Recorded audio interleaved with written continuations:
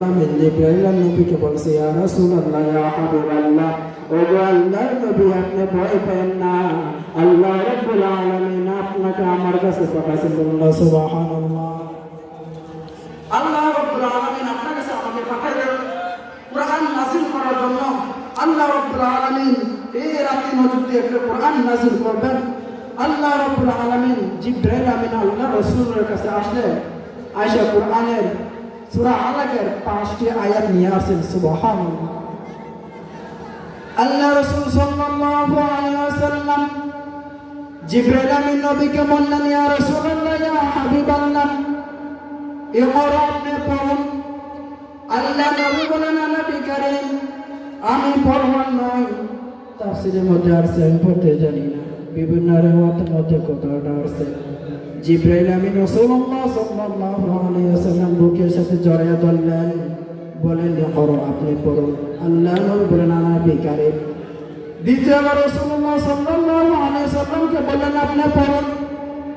3 নম্বর জিব্রাইল আমিন নবীজিকে এমন একটা জোরে চাপ দিলেন, চাপ দেওয়ার সঙ্গে সঙ্গে আল্লাহ রাসূল সাল্লাল্লাহু আলাইহি ওয়াসাল্লাম পড়া শুরু করলেন ইকরা বিসমি রাব্বিকাল্লাযী খালাক খালাকাল ইনসানা মিন আলাক ইকরা ওয়া রাব্বুকাল আকরামুল্লাযী আল্লামা বিল কলাম।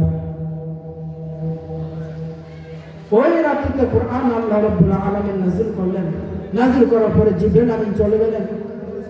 আল্লাহ রাসূল সাল্লাল্লাহু আলাইহি ওয়াসাল্লাম বাড়ির মধ্যে চলে গেলেন। আল্লাহ নবী ভয় পেয়ে গেলেন। হাদিসের মধ্যে আসছে নবীজির কাঁপানো শুরু হয়ে গেল, নবীজির জ্বর উঠে গেল, ঠান্ডা হয়ে গেল।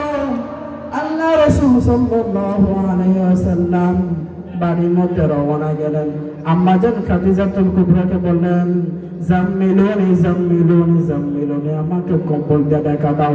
আল্লাহ রাব্বুল আলামিন কোরআনের আয়াত নাযিল করে দিলেন ইয়া আইয়ুহাল মুদ্দাসসির কুম ফাআনদির ওয়া রাব্বাকা ফাকাব্বির ওয়া সিয়াবাকা ফাতাহির। সুবহানাল্লাহ।